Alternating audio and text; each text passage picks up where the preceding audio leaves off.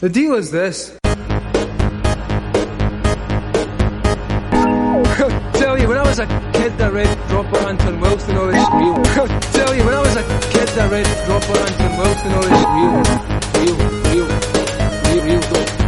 Dude, I'm pissed. Dude, I'm pissed. Come on.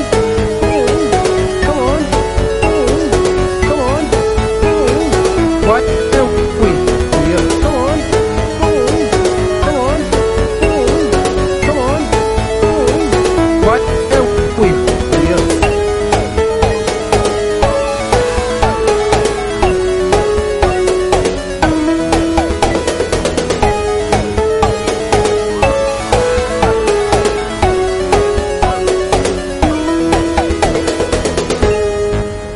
Okay, by the time we finish this, you're all going to be practicing magicians. I'm Jeremy Greer.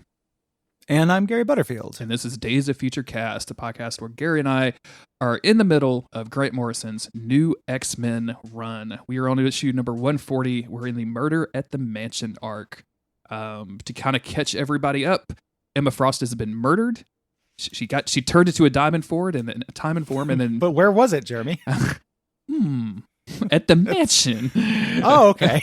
Now it makes sense. Don't worry, everybody. Luigi is here to save the day because this is actually Luigi's Mansion 3, The Murder of Emma Frost, a game that I would play immediately. Mance.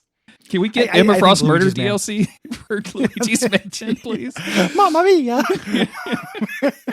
Yeah. It's a crossover. Luigi all pissed off because he was expecting gold coins and mushrooms, and Xavier hands him like keys to a Rolls. What, Luigi? I know how to learn how to drive. What about the fire flower, Xavier? Only driving a cart. Yeah. Oh, Luigi. My sweet summer child. You little boy. I have no interest in Luigi. I think Luigi sucks. I haven't played that game. I just don't think a Goo Luigi is it's not good enough. Go back to the drawing board. Luigi is it's so obvious that the internet did not pick up on it, right? Like I expected as soon as Luigi to appear, like I expected there to be memes nonstop once the game came out, and it was such an obvious putt that they just were like, nope, we're good. Like the internet's collectively okay with just it being Luigi and not worried about it. We're fine. Yeah, exactly. This is not going to be Bowsette. No one wants to fuck this. What are you doing, Nintendo? Nobody wants to fuck Luigi, and that's weird. Internet, where are you guys at? I fully expected someone to put their dick in Luigi, and I haven't seen it. Like, Nintendo, I understand why you assume people would. Yeah. Because every single thing you put out does that. But you finally found the bridge too far in the form of Luigi. The character designer on Bowsette and the character designer on Luigi must have great drunken conversations at the bar with like the Luigi guy just going, I don't know why nobody wants to fuck my guy. I don't know what happened. just like getting drunker and drunker. The Bowsette guy just patting him on the shoulder and just like someday. One day it'll happen to you. Like just scrolling through Tumblr pages full of Bowsette porn. He just slips him a napkin that just says piranha plant oral. And then it's a little gift for something for you to fire the imagination. Listen, Mr. Luigi, I'm just saying, like, maybe you should have your character design have eyes if you want people to fuck it. That's all I'm saying. Draw some eyes. Don't make it fully out of It's goo. real weird to fuck something without eyes. Like, it just doesn't, it doesn't get work. into the soul. iTunes would get us in trouble for putting, it's weird to fuck something without eyes in the episode title, but it's always tempting. Very tempting. The cover of this one, I would love this clock. Okay. This issue, like when that with just the X-Men, she could just be like, "Oh, it's Rogue o'clock." Yeah, I can see that. It's a Nightcrawler past Rogue. I kind of don't like this cover too much, and I don't like it when comics do this in general. But like we see Gambit and Iceman and Juggernaut, Rogue, and all of and Nightcrawler, and all of these people that aren't in the book at all. Yeah. It is. This is the arc. It's okay. It's Avon knocking Autumn's work laptop down. He's so mad that that Paige Guthrie isn't in this, that he's knocking laptops. Where's Paige? Give me Paige. Her appointment to FEMA will be finalized within the week. The this is the rest of the X-Men universe intruding on New X-Men. Yes, I think is why they do the cover like this, and we do get some new characters that are on loan from the Chris Claremont Extreme X-Men kind of thing. Mm-hmm. It's a little bit weird. Like, I like it, but it is weird to just kind of all of a sudden, like, this opening page that we get into has Nightcrawler on it. I'm like, oh yeah, during all of this stuff, Nightcrawler has been there. You know? He's still alive. He's still around. Yeah. Like, I wonder if Nightcrawler had an opinion about Genosha, right? What's that? You know, or the mansion attack, like where he lives, where Cassandra Nova attacks. Like, he was off doing some Chuck Austin bullshit at the time, probably. But just the idea that, like, you know, every issue of New X-Men ending with "and Nightcrawler was there too." Like, at the end, if every issue of the New X-Men Grant Morrison run, like if it's just like a Where's Waldo thing where you just have to go find the Nightcrawler inside each issue, and then you get a note prize at the end when you send it to Marvel. Amazing. So good stuff. So this starts off. These issues are from this issue and the next one are from the perspective of Bishop. Yes. Who's investigating. We start off with him driving his Range Rover into the Xavier Institute. And he's recording with Sage, who is a character with the Hellfire Club, has a history with Emma Frost, a Chris Claremont creation, who went away for a long time and then came back, brought her into Extreme X-Men, who has incredibly nebulous powers. Yes. Computer brain recording is how she has a computer brain. The issue describes it. Computer brain. Like, do you really like Firefox, my guy? What do you do? Yeah, she's too online. She won't log off Twitter. Log off. I physically can't, Bishop. I do like you mentioned the Range Rover, and like Bishop is a time displaced mutant that has all of this like kind of grandeur and drama behind him, and he's just driving like a fucking Range Rover, dog. Like, this looks like a Jeep Cherokee, not even a Jeep Grand Cherokee. You know what I'm saying? Just a basic ass Cherokee. Like, I don't want to be greedy. Bishop knows his place. Yeah. So they show up and he basically says, we're under curfew. Summer vacation is canceled. He's investigating. Everyone is a suspect. And we get the splash page of all of our characters plus Nightcrawler. Angels in the back. But it's mostly just the people we've seen. It's so weird that Nightcrawler is just there for like this one particular thing, and then that's it. It's the one Nightcrawler panel in the new X-Men series, as far as I know. Nightcrawler's face is just as shocked as me and you at him being here. He's like, "Wait a minute, what comic am I in? Was is happening? Octaliba." So we start out with Bishop interviewing Beast, and Beast is standing over the body, which is just a little bit of fabric and a bunch of crushed up diamonds, and that's it. And like Bishop immediately starts insisting that she's not really dead, that with a mind like hers. I'm sorry, not Bishop. You said Bishop insists. Oh, my Beast. bad. Yeah, it's okay. Beast insists that a mind like hers wouldn't be so easily killed. Like, he's getting held together, and like Sage is like, "Nah, man, she's dead and good riddance. Nobody liked this chick." Yep. Yep. And Beast is like, "Well, I did. Like, and this is kind of this minor subplot of this thing of them being friends. Yeah. She is cultured the same way Beast is. They had a similar sense of humor. And he thinks he can just kind of put her back together. He has all these pieces. When he's comparing it to a jigsaw puzzle, they're basically saying this is impossible, but he's still going to do it. Beast then says, so I'm the least likely suspect, so I'm probably the most likely. Well, I was at this opera, Ophiro, with the girls, or Orfeo. And they leave him alone. There's going to be a little bit of intrigue with this a little bit later, but he keeps saying he was at the opera. Yeah, with the cuckoos. These episodes are really unreliable narratory. Yes. Us having Bishop as the outside perspective, there are tons of red herrings in these issues. Like, I can imagine somebody not liking these because they are different than the rest of the tone of the run. There's a lot of weird red herrings in this. Yeah. That play into the big twist of the arc, but like, if you don't know that's coming, it just comes off as a little weird. And I dig it because it's basically like a serial detective story of, every character you meet as a suspect, regardless of how innocent they seem. And of course, we know the X-Men real well. We've been reading them for however many issues now, but to, Bishop coming in, he knows these people, but he doesn't know what the current like state of affairs with all of these people are. So trying to figure that out and do like a detective story on it. And I'm a real huge fan of detective stories. So like I will get into that sometime. And I think this works for me. This works a lot. Me too.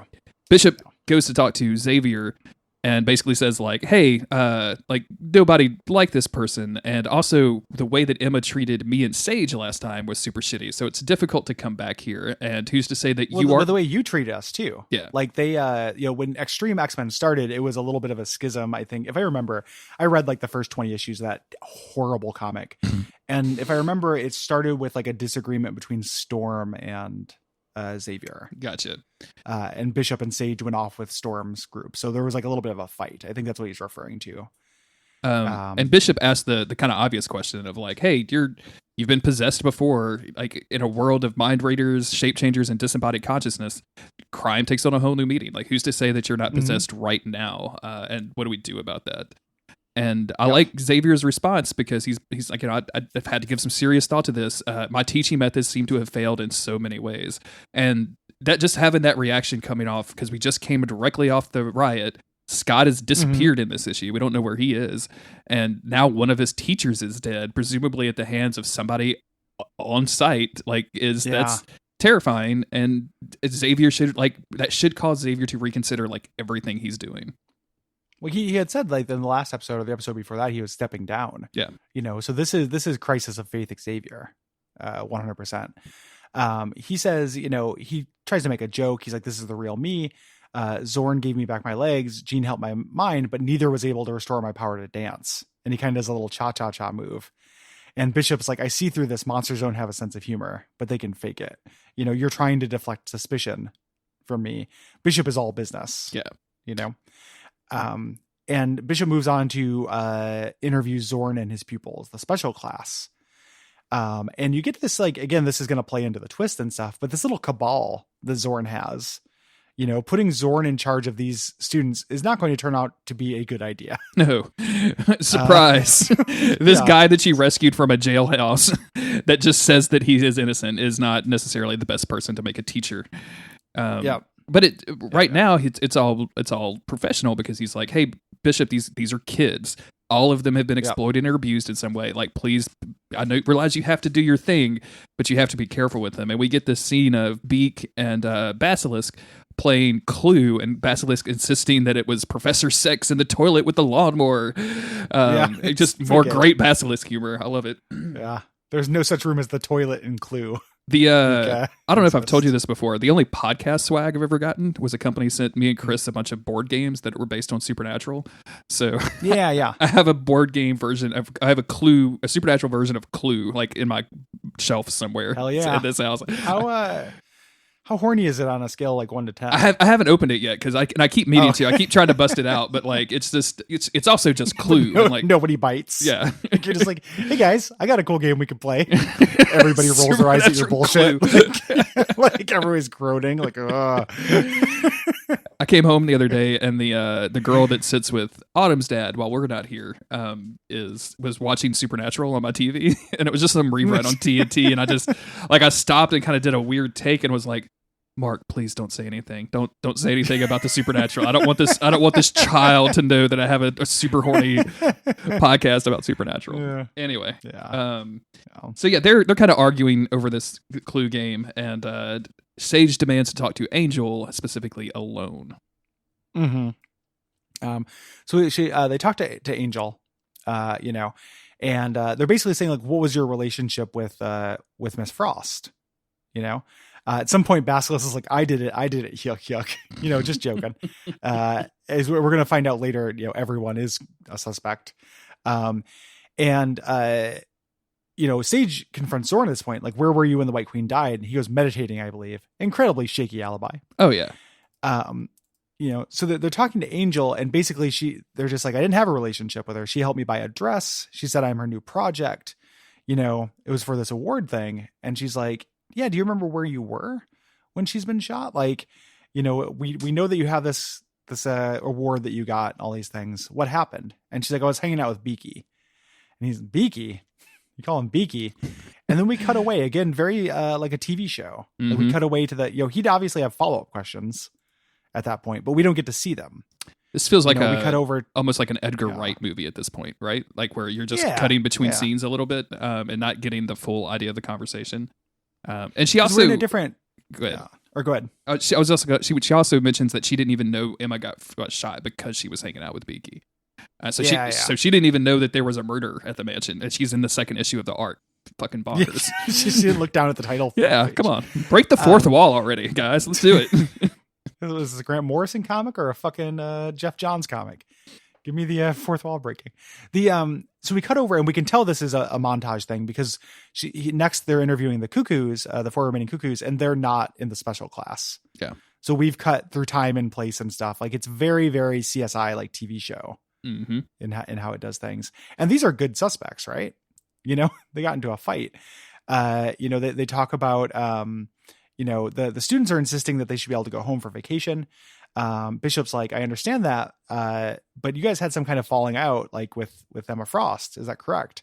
There's this great little bit here where, the hostility and weirdness and insularness of this new X-Men crew comes across. Where like, Miss Frost taught us to conceal our emotions as a way of keeping one step ahead. It seems only fair to warn you of that, Mr. Bishop, which is a great line.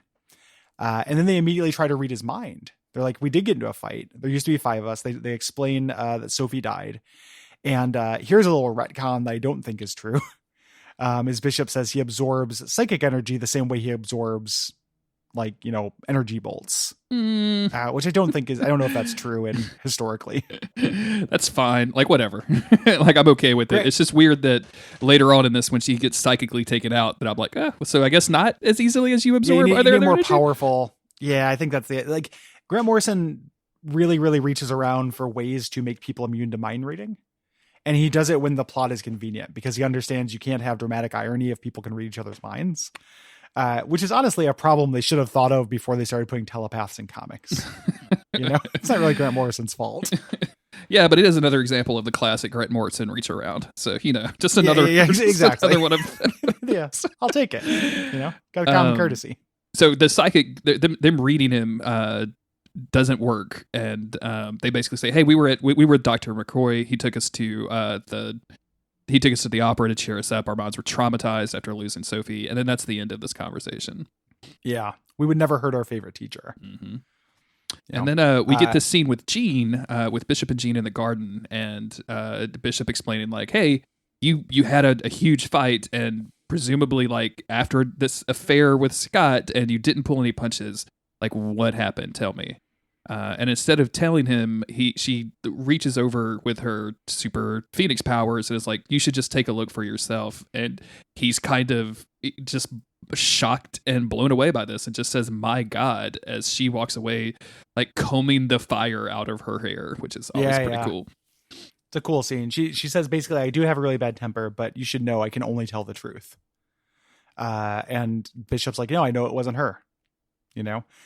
Just kind of taking Jean, a 2-page subplot of Jean as a good primary suspect. It's interesting. There's always been something about this scene that's bothered me, and I just kind of put it together now. But it's the Grant Morrison designs of all of these characters, or the quietly designs for all of these characters, I guess I should say, have all been like a little less flashy and a little less like over the top. For Jean Grey, like she's just wearing leather pants and like a shirt with an X on it versus, fucking Bishop that has power gloves on and like Sage with a weird rose on her tit or something. Right. Like it's a marked difference because I'm so used to seeing these characters without like the flashy superhero outfits on with the multicolored stuff. So seeing Bishop in this has always bugged me and I've never really understood why. Besides, he's got the deep V and I'm on record for not liking the deep V. So. Oh, deep V's are horrible. Never do a deep V. Thank you. Never do a V. Thank you. Never do a V. Much less a deep V. We perfected the neck of a shirt. You don't have to fuck with it. No turtles, no V's. Like,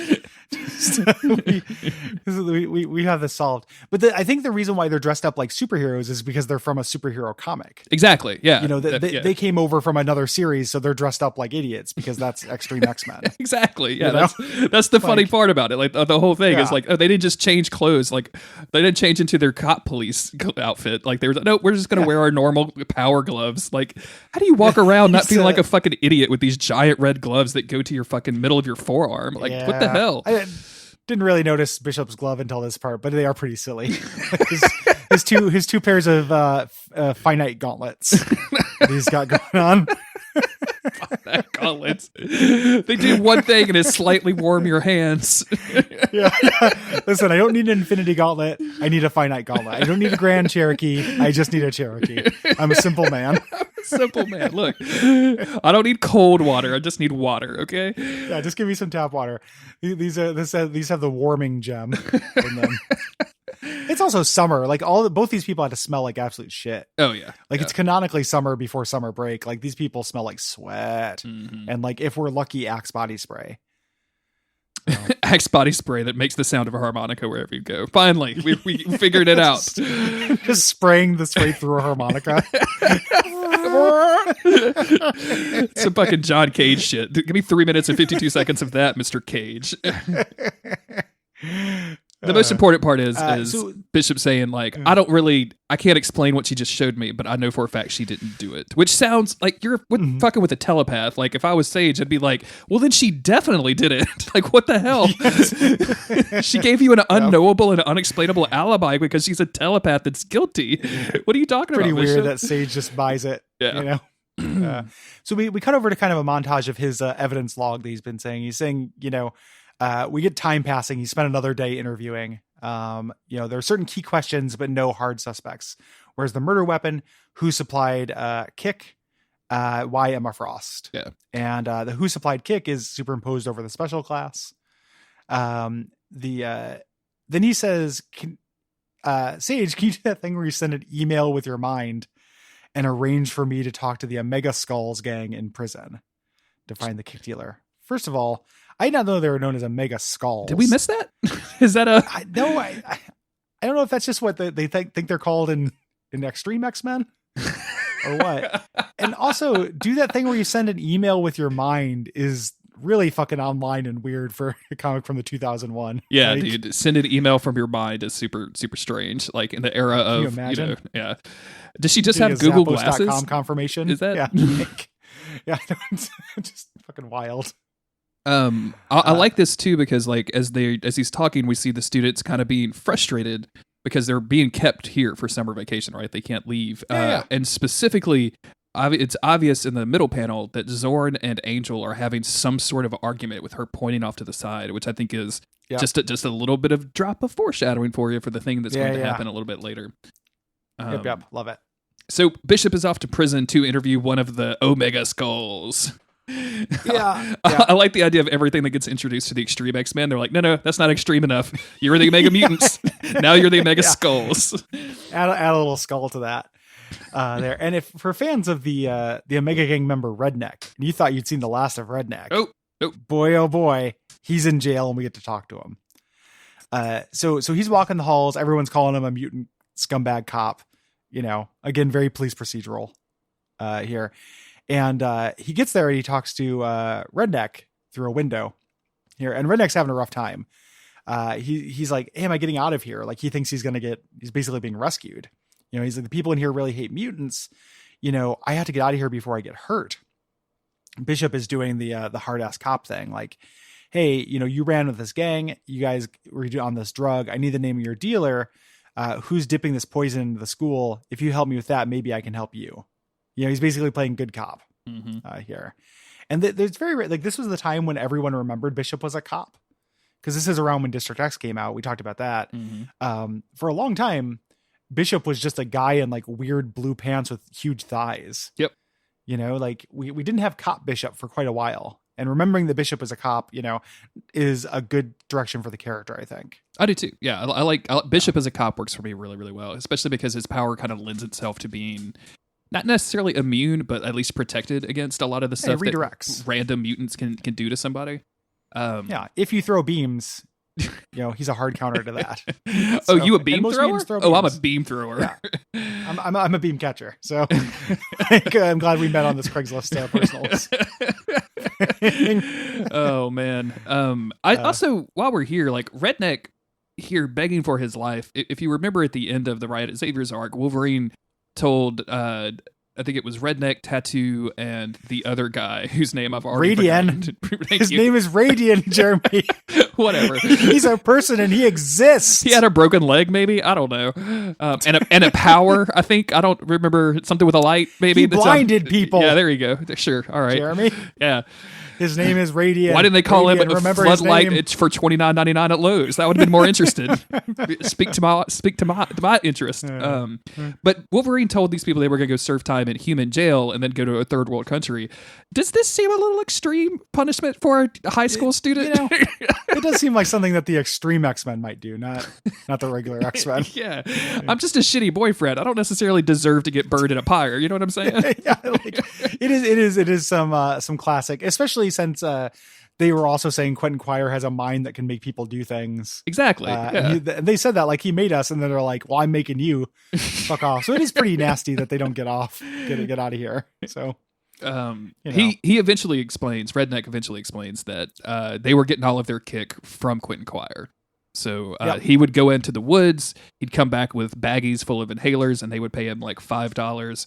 Redneck says, like, I'd never done any drugs in my life, but this was so cheap and it made me feel like the Incredible Hulk. And Bishop, who has been listening to all of this, just says, Sage, did you get all of that? And we go over to Sage, who was in the woods outside Xavier's, kind of looking around and finding some inhalers. Yeah. Yep. I love this like weird turn this takes into like true detective horror story. Yep. As she's creeping around these like spooky woods behind the mansion. So she finds the kick inhalers. We cut over to Beast. He's putting back together Emma, cataloging the parts. And then when Beak comes in and Beak admits, he says, I was the one selling the kick drug. I killed Miss Frost. We cut back over. So we're going back and forth now between Beast and Sage. Yeah. Sage is in the horror movie. Like she's in Resident Evil 7 here. Like there are signs of recent activity. There's broken glass, disturbed branches. Beak is admitting his crime. And he says he did it for the babies because no one must know. As Sage walks in and sees these like sacks hanging in the cabin from this angle from behind the sacks. It's super spooky and good. She looks up and sees the ceiling of this sack covered with shack covered with like alien egg sacs. Mm-hmm. Super cool. And as she sees this, she says, and I'm not alone. And off panel, someone holds a gun to her head. Pretty clearly like a pretty tall person, which is going to be of great importance in the next issue. And says, no, I think this is what you were looking for, and aims a gun at her. And that's our last page. We still don't know who killed Emma Frost. Luigi, you're failing us. What are you doing? Yep. Luigi did not get to the bottom of it, unfortunately. Put Gooigi on the case. And by the case, I mean this lap. I've taken a big turn and now I think it's hot. Now it's time for Horny Gary to be on the podcast. Yep. I've woken up. I've been playing a role for the last 8 years where I pretended to be repulsed by sex and media. And in fact, I would like to have sex with one Mr. James Gooigi. Nice. Yeah. So this is a good middle chapter for this arc, I think. Again, you mentioned at the beginning, I can see why people wouldn't dig this if they don't dig police procedurals or detective stories or things like that. Like, it's very much my wheelhouse to like all of this stuff. So I'm super into it. Like, I could do more of this if they wanted to. And that's what Mutant District X is. Like, it's a book of those kind of stories, and that's the reason I like it so much. So we'll definitely have to cover that, like, as we keep the show going for a while. Yeah. Like, I definitely would like to reread it. Yeah. It's also, you had to kind of vibe, I think, with Grant Morrison's weird metatextual kind of bullshittery, like doing this outsider perspective this late in the run, and having these really, really, really unreliable narrators and all of these red herrings and all this detective stuff just kind of plopped in the middle of this before what is really like an action arc of the comic. Is Grant Morrison kind of talking about or addressing the relationship between these X-Men and the regular X-Men, like taking a moment to be a little self-reflective and realize like, no, the other X-Men would notice how weird this is and would not necessarily be okay with it. Yeah. He's not going to make that a major part of his run, but he's going to do this little nod to it, but he's going to do it in this weird, kind of clever way that addresses the differences in the medium, like having them dress in their costumes and seem so out of place and stuff. Mm-hmm. You have to kind of vibe with that. And I understand people who don't, who generally appreciate like straighter putts than that. And I have no problem with that. Like, I named Jeff Johns earlier, who is like, I've only read a couple comics of his. And I did not like them very much, but they're extremely just like, what if a superhero? And I think people dig them because of that. And I understand that kind of thing. I like this kind of goofy shit a little bit more. Yeah. I do too. Yeah. And hopefully you, reader and listener, do as well. If you've enjoyed this podcast, the best way to show your support and enjoyment is by going to patreon.com/Duckfeed.tv. Kick us a couple of bucks per month, and you can get access to all kinds of exclusive content. You can join the Slack. We have a channel for this podcast where a bunch of X-Men/Marvel stuff just kind of naturally finds its home. Gary, are you buying the $200 Marvel's Avengers United Collector's Edition from fucking Square Enix? I think is who's making that game. Nope. No, but I am interested in that game. Like it like the reviews and stuff, the early stuff is all pretty negative, but I'm hoping that they did some course correcting, and like I'm in the pocket. Oh, me too. Like it's a day one game for me regardless, but they did a trailer for it, and it showed off a bunch of the Miss Marvel power stuff. And it looks good. Like it looks cool in a way, but I can't get over just how bad the characters look overall. And like every time I see, because they're doing all these costumes, like exclusive costumes if you pre-order or whatever, like every single costume I've seen so far just looks terrible. There's one with Iron Man where he's just like kind of a shitty brushed gold kind of thing, and I'm like, did you hire like a senior ring company to design an Iron Man outfit? Is that what this is? Iron Man from Jostens. Go That's what it Jostens. was. I couldn't remember Jostens. Oh man, just so bad. But yeah, we have a channel for that. We have a channel for tons of other stuff. So check all that stuff out. Ratings and reviews help quite a bit, as well as just straight up telling your friends about the podcast. We'll be back in a few days with more Murder at the Mansion.